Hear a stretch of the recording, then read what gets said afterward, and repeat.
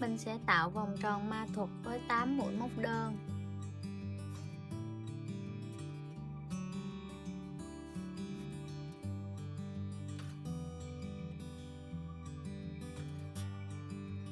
Bây giờ mình sẽ móc 8 mũi đơn vào vòng tròn.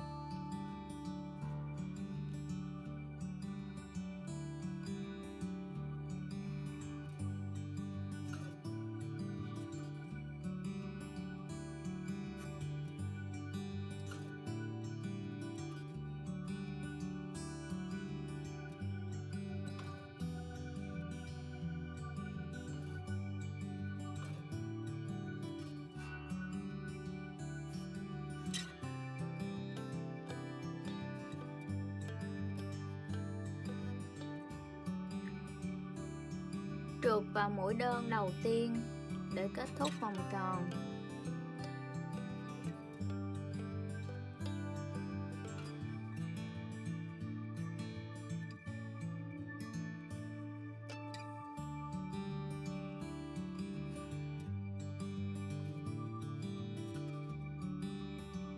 Tại đây mình sẽ lên một bính, móc vào chân bính vừa mới lên một mũi đơn, đánh dấu lại mũi này,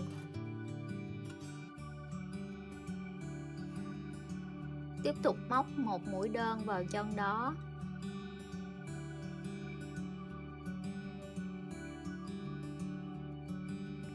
ở hàng thứ hai thì mình sẽ có 8 mũi tăng. Bây giờ tương tự mũi kế tiếp mình sẽ móc 2 mũi đơn,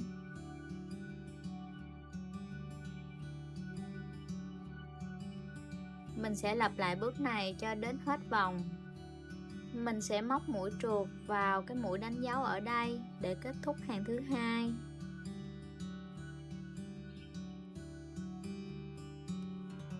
Hàng thứ hai sẽ có 16 mũi đơn.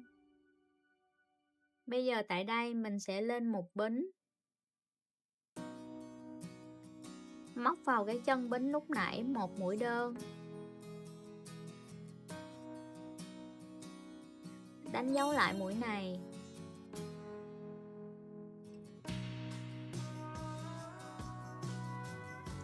ở hàng thứ ba mình sẽ có 8 cụm, một mũi đơn, một mũi tăng. Mình đã móc được một mũi đơn, bây giờ ở mũi kế tiếp mình sẽ móc một mũi tăng.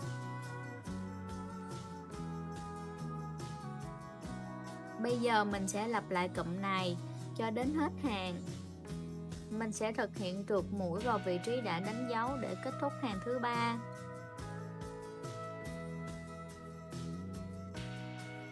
Ở hàng thứ ba mình sẽ có 24 mũi đơn. Tại đây mình lên một bính, móc vào chân bính lúc nãy một mũi đơn, đánh dấu lại mũi này,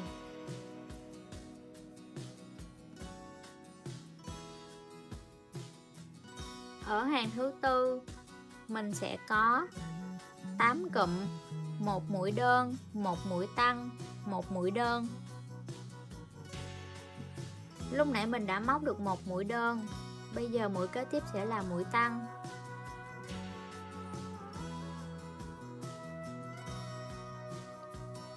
Mũi kế tiếp sẽ là một mũi đơn.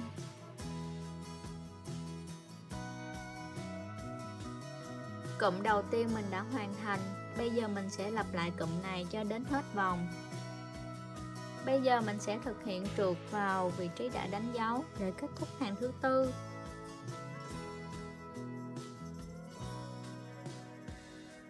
Hàng thứ tư sẽ có tổng số mũi là 32. Bây giờ tại đây mình sẽ lên một bính, móc vào chân bính lúc nãy một mũi đơn, đánh dấu lại mũi này,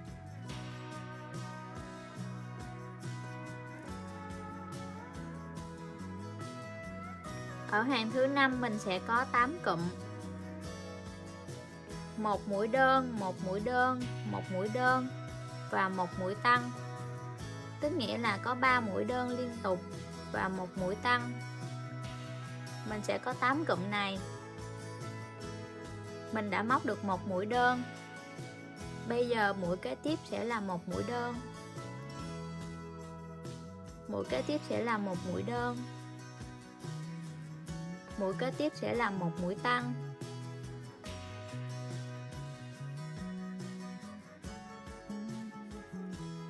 Mình đã móc xong một cụm. Bây giờ mình sẽ lặp lại cụm này đến hết vòng. Tại đây mình sẽ thực hiện mũi trượt vào vị trí đã đánh dấu để kết thúc hàng 5. Ở hàng 5 có tổng cộng 40 mũi đơn. Tại đây mình sẽ tiếp tục móc 4 hàng nữa với 40 mũi đơn cho mỗi hàng. Tức nghĩa là từ hàng 6 đến hàng 9 sẽ có 40 mũi đơn, không tăng mũi. Lên một bính. Móc vào chân bính một mũi đơn.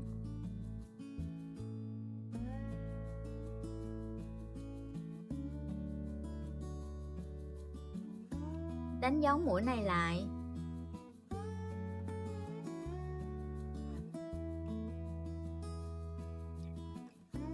Ở hàng này mình sẽ móc tổng cộng 40 mũi đơn.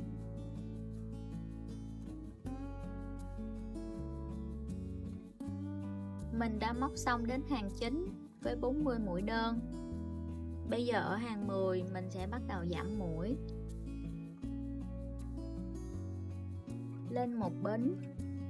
Móc vào chân bính đó một mũi đơn. Đánh dấu lại mũi này.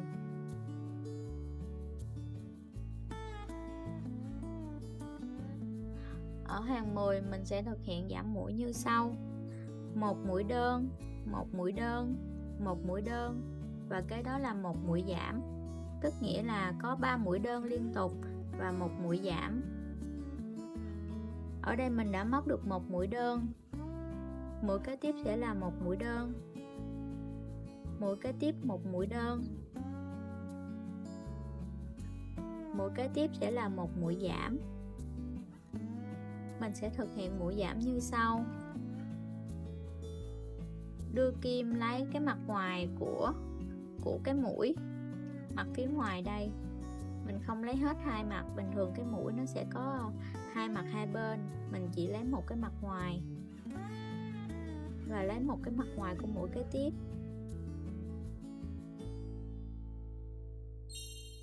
Kéo len qua.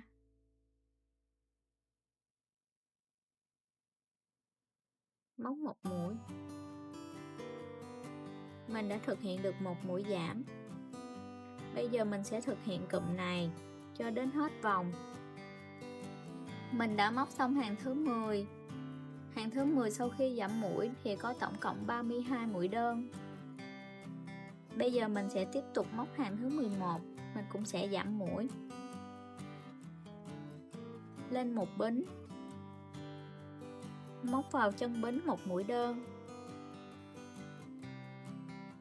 Đánh dấu lại. Ở hàng 11 mình sẽ thực hiện giảm mũi như sau: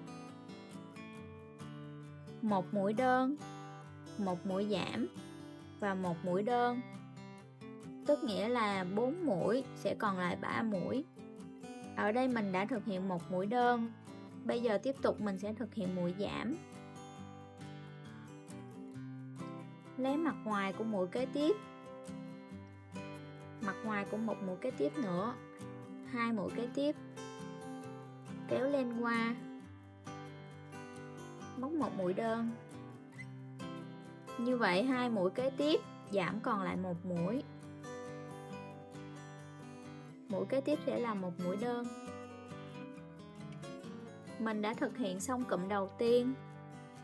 Cụm đầu tiên là một mũi đơn, một mũi giảm và một mũi đơn. Bây giờ mình sẽ lặp lại cụm này thêm 7 lần nữa đến hết vòng. Mình đã móc xong hàng thứ 11. Hàng thứ 11 sau khi giảm mũi có tổng số mũi là 24 mũi đơn. Bây giờ mình sẽ tiếp tục móc hàng thứ 12, mình cũng sẽ giảm mũi.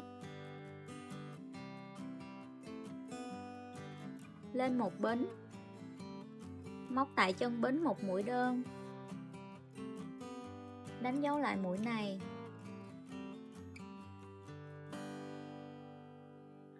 Ở hàng thứ 12, mình sẽ thực hiện giảm mũi như sau: một mũi đơn, một mũi giảm, tức nghĩa là 3 mũi đơn sẽ còn lại 2 mũi đơn. Bây giờ tại đây mình đã móc một mũi đơn, hai mũi kế tiếp mình sẽ thực hiện một mũi giảm.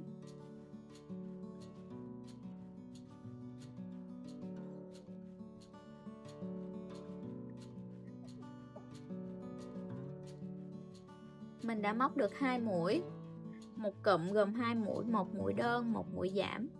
Bây giờ mình sẽ lặp lại cụm này thêm 7 lần nữa cho đến hết hàng. Hàng thứ 12 sau khi giảm mũi còn 16 mũi đơn. Tại đây mình sẽ dừng lại, kéo đoạn len đang móc dài ra, để giữ len ở đó. Mình sẽ nhồi bông vào đây.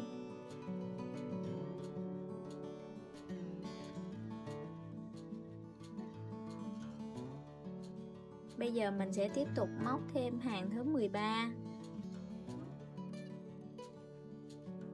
Hàng thứ 13 thì mình cũng sẽ giảm mũi.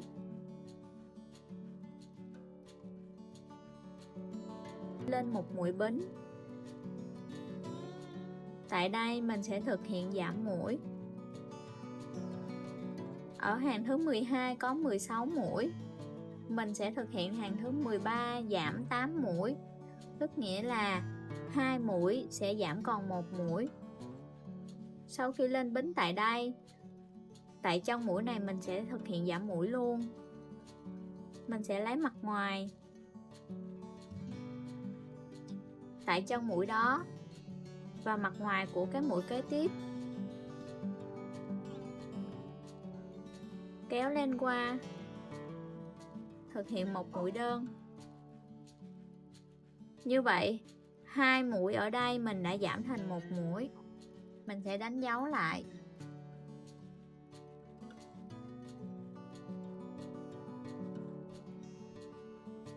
Bây giờ mình sẽ thực hiện giảm mũi. 2 mũi kế tiếp sẽ giảm còn 1 mũi. Mình sẽ thực hiện giảm mũi cho đến hết vòng.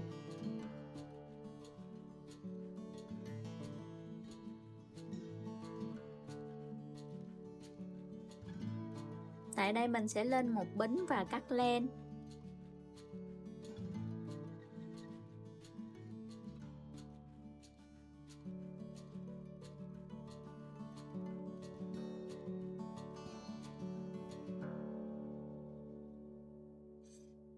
Ở đây có khoảng trống, bây giờ mình sẽ may gút lại để giấu chỗ này.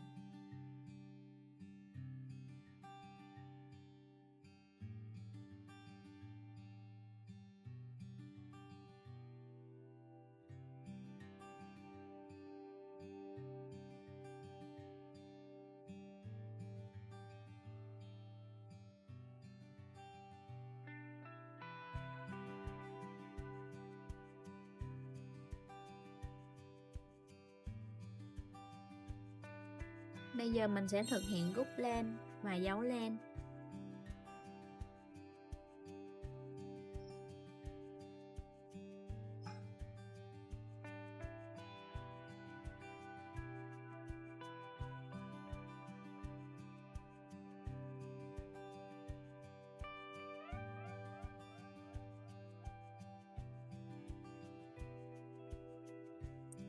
Mình đã hoàn thành xong quả cherry. Bây giờ mình sẽ chỉnh lại cho cái phơm nó tròn hơn. Mình sẽ dùng len nâu để móc chân, thắt nút, lên 5 bính,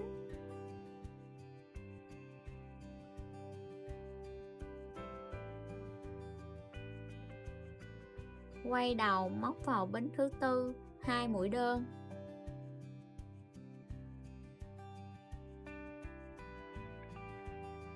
Mình sẽ đánh dấu lại cái mũi đầu tiên ở đây. Tiếp tục móc 2 mũi đơn vào 2 bính kế tiếp. 1 2. Ở bính đầu tiên, bính số 1 mình sẽ móc 4 mũi đơn vào đó. 1 2, 3, 4. Tiếp tục móc 2 mũi đơn vào 2 mũi kế tiếp. 1, 2. Tiếp tục móc 2 mũi đơn vào mũi kế tiếp. Mũi ở đây.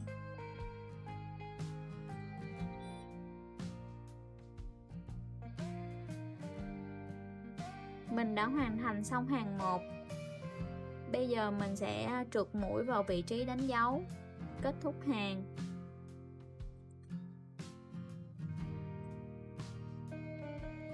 Tại đây mình sẽ lên một bính, quay đầu móc vào chân bính một mũi đơn, đánh dấu lại mũi này.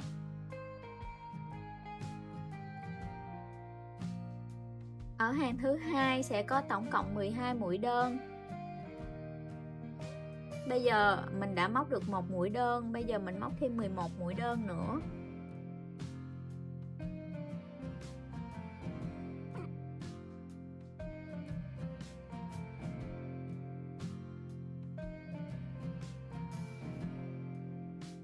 Tại đây mình sẽ lên một bính, móc vào chân bính một mũi đơn,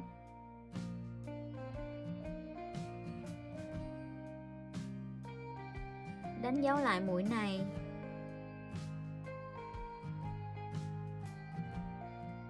Ở đây mình sẽ thực hiện giảm mũi, móc thêm 3 mũi đơn nữa. 1, 2, 3. Thực hiện 2 mũi giảm, tức nghĩa là 4 mũi sẽ giảm còn 2 mũi.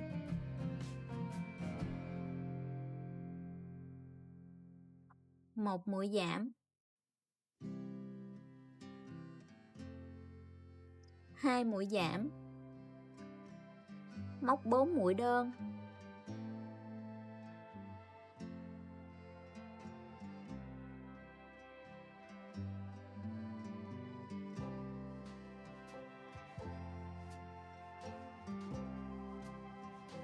Trượt mũi vào vị trí đánh dấu để kết thúc hàng.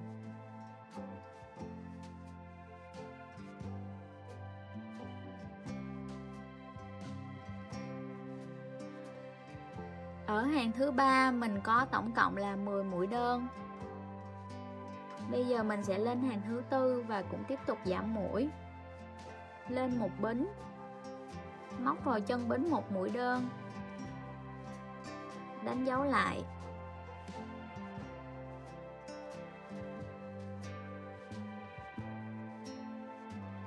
Ở đây mình sẽ móc 3 mũi đơn. Ở đây đã có một mũi, bây giờ móc thêm 2 mũi đơn nữa.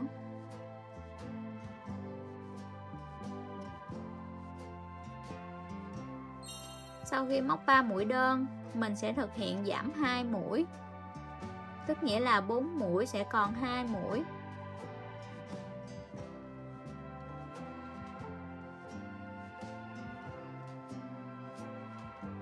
Một mũi giảm, 2 mũi giảm. Tiếp tục móc 3 mũi đơn đến hết hàng. 1, 2, 3. Thực hiện trượt mũi vào vị trí đã đánh dấu để kết thúc hàng.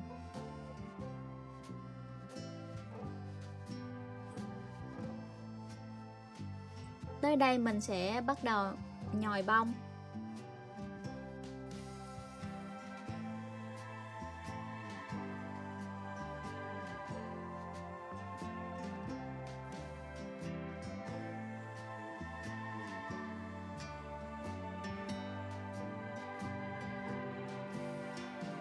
Mình sẽ tiếp tục móc hàng thứ 5, lên một bính, móc tại chân bính một mũi đơn,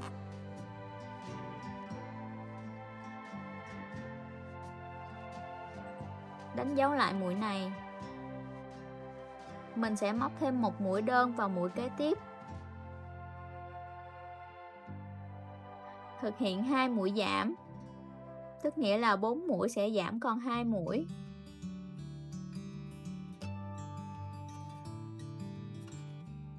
Một mũi giảm,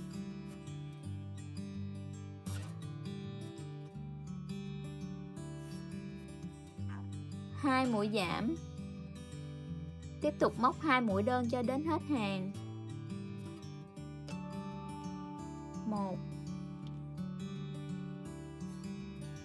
2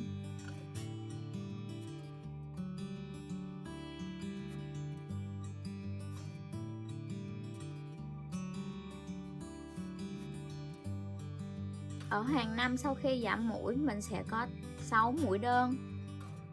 Bây giờ mình sẽ móc thêm 3 hàng với 6 mũi đơn cho mỗi hàng, tức nghĩa là hàng 6, 7, 8 sẽ có 6 mũi đơn. Lên một bính, móc vào chân bính một mũi đơn và đánh dấu lại.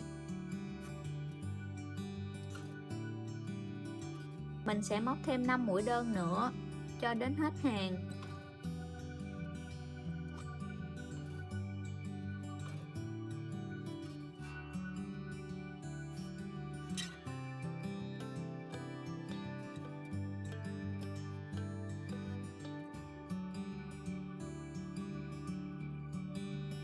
Thực hiện trượt mũi vào vị trí đã đánh dấu để kết thúc hàng 6.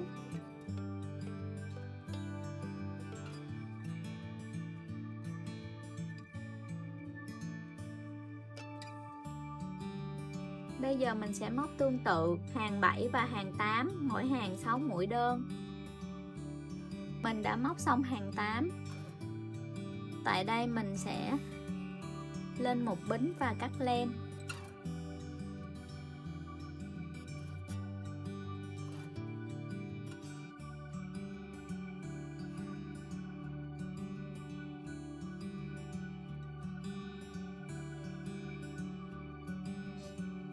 Mình sẽ móc thêm một chân như thế này nữa.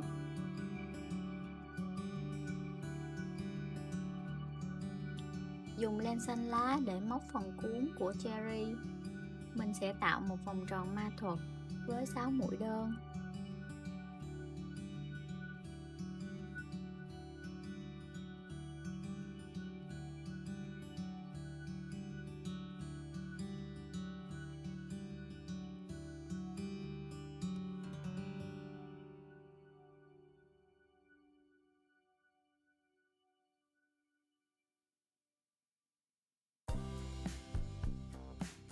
Trượt vào mũi đầu tiên để kết thúc hàng thứ nhất.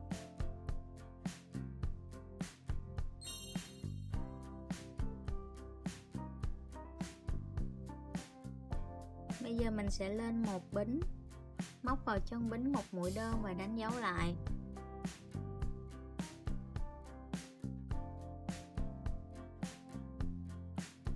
Tại đây mình sẽ móc thêm 5 mũi đơn đến hết hàng.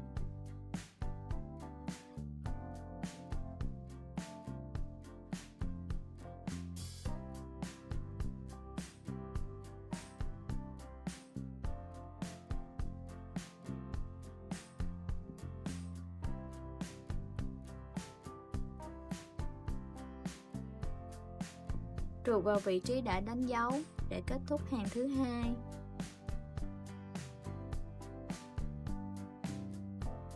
Bây giờ mình sẽ móc thêm 10 hàng với 6 mũi đơn cho mỗi hàng.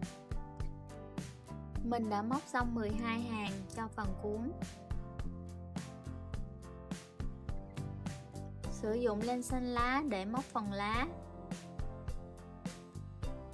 Tạo một nút thắt. Lên 9 bính.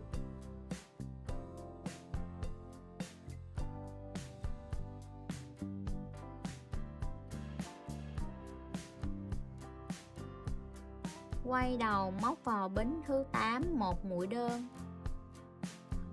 Đánh dấu mũi này lại.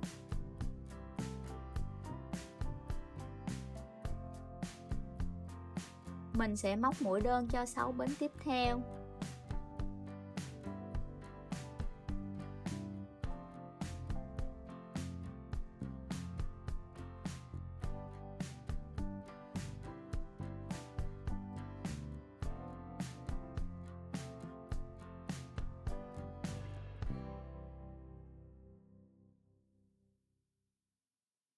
Ở bên cuối cùng mình sẽ móc 3 mũi đơn.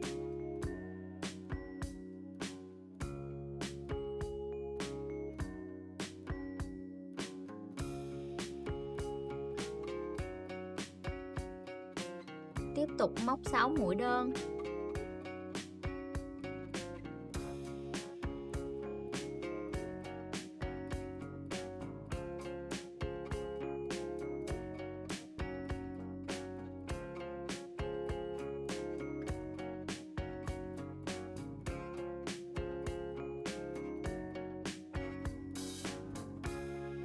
Tại mũi cuối cùng mình sẽ móc vào đó 2 mũi đơn.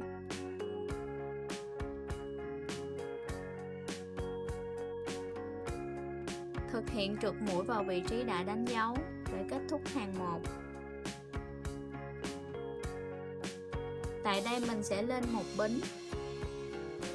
Móc vào chân bính một mũi đơn để bắt đầu hàng 2. Đánh dấu mũi này lại.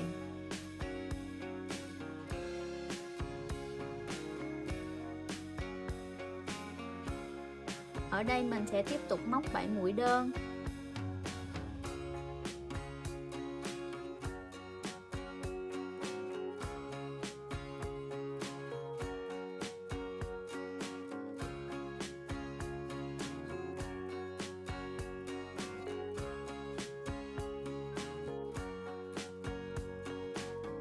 Tại mũi kế tiếp sẽ là phần đỉnh lá, mình sẽ móc như sau: một mũi đơn, 2 mũi bính, quay đầu trượt mũi vào cái mũi bính đầu tiên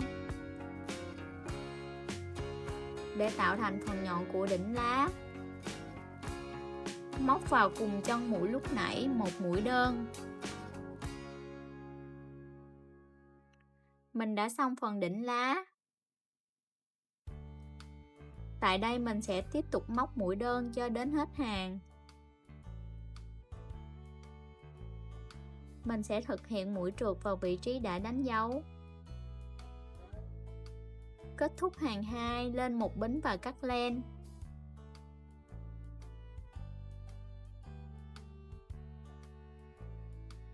Mình đã hoàn thành xong phần lá. Bây giờ mình sẽ may các bộ phận lại với nhau. Đây sẽ là vị trí đáy. Đếm từ giữa 1, 2, 3. Ở hàng 3 mình sẽ bắt đầu may chân. Mình sẽ may chân vào hai vị trí này.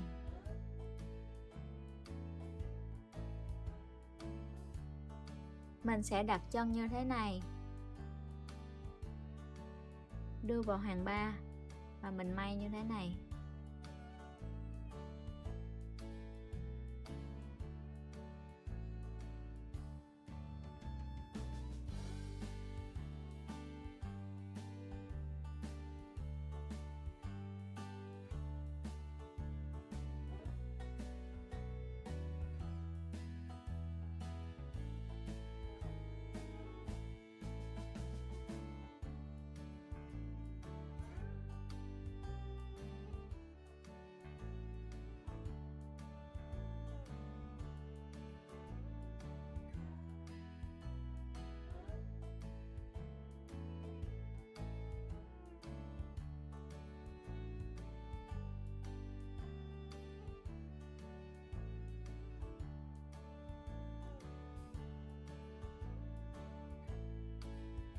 Mình đã may xong một chân.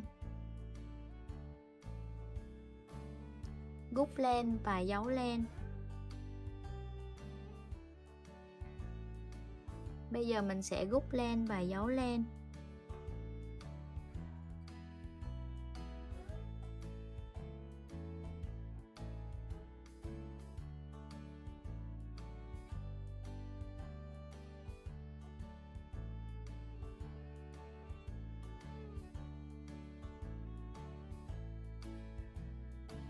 Bây giờ mình sẽ may một chân thứ hai vào vị trí bên đây.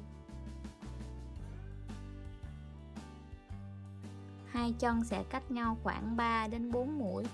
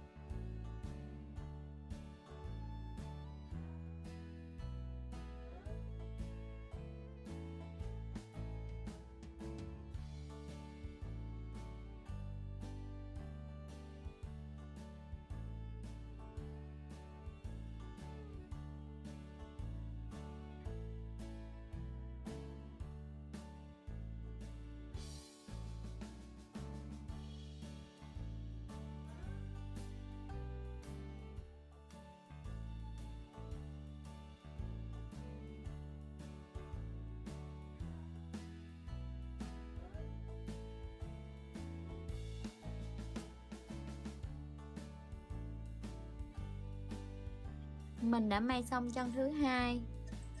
Bây giờ gút len và giấu len.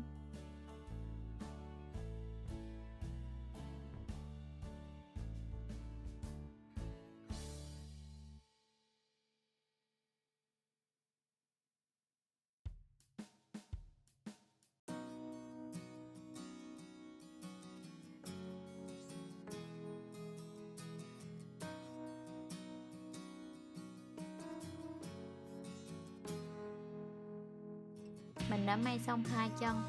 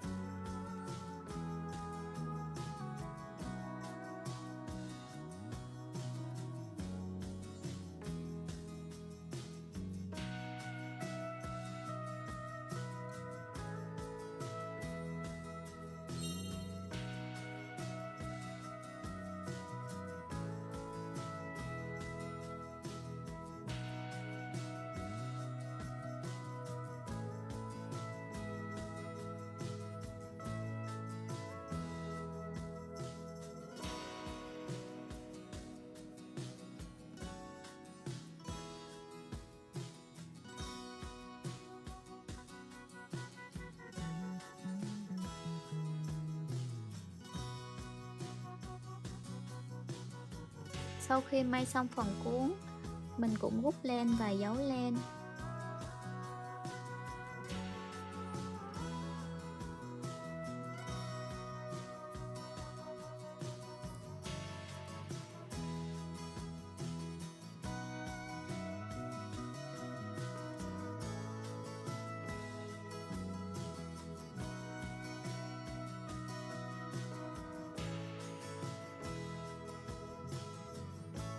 Bây giờ mình sẽ may phần lá vào vị trí ở đây.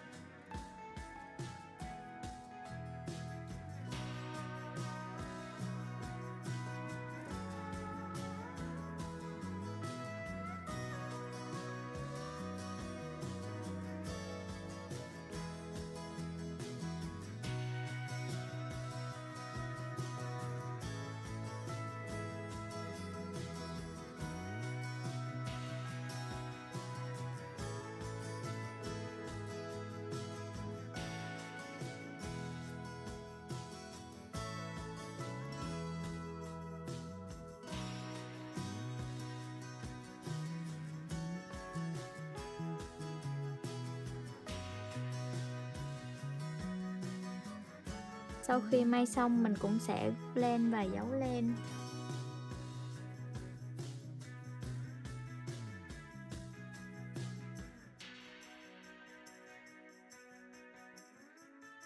Bây giờ mình sẽ xác định vị trí mắt. Vị trí mắt sẽ nằm ở giữa của hai hàng 5 và 6. Đếm từ trên đỉnh xuống 1, 2, 3, 4, 5, 6. Hai hàng 5, 6, vị trí mắt sẽ ở khoảng giữa. Mình sẽ canh cho tương đối ở giữa. Hai mắt cách nhau khoảng 4 mũi, 1, 2, 3, 4. Bây giờ mình sẽ gắn mắt vào hai vị trí này.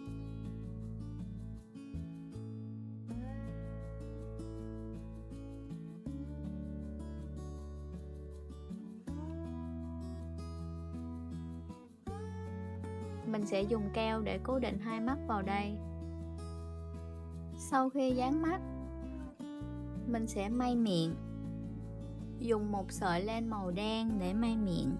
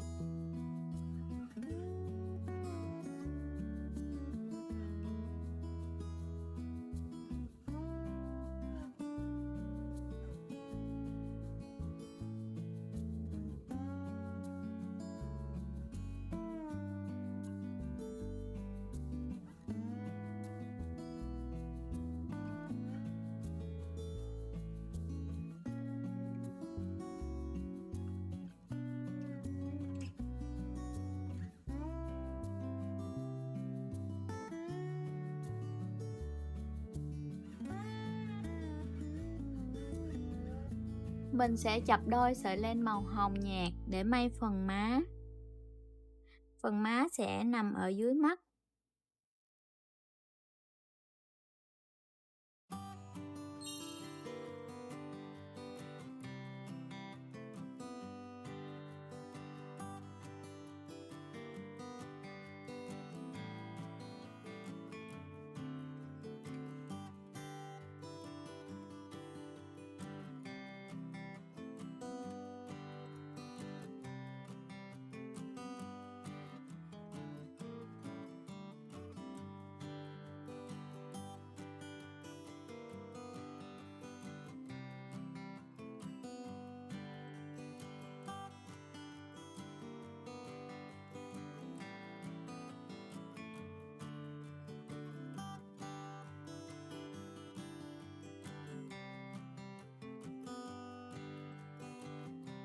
Bây giờ mình sẽ sử dụng sợi len màu đỏ để may tạo phần lõm cho phần đỉnh của trái cherry. Mình sẽ đâm kim từ bên dưới,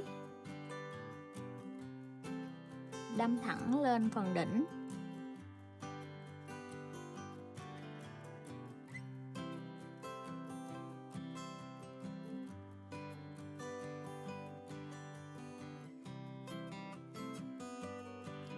Mình sẽ đâm ngang qua phía bên đối diện.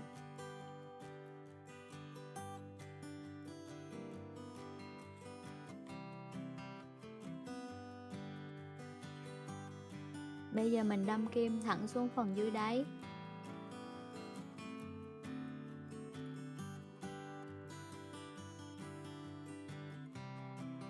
Bây giờ mình sẽ thực hiện kéo sợi len rút lại sao cho phần đỉnh ở trên này nó lõm xuống là được.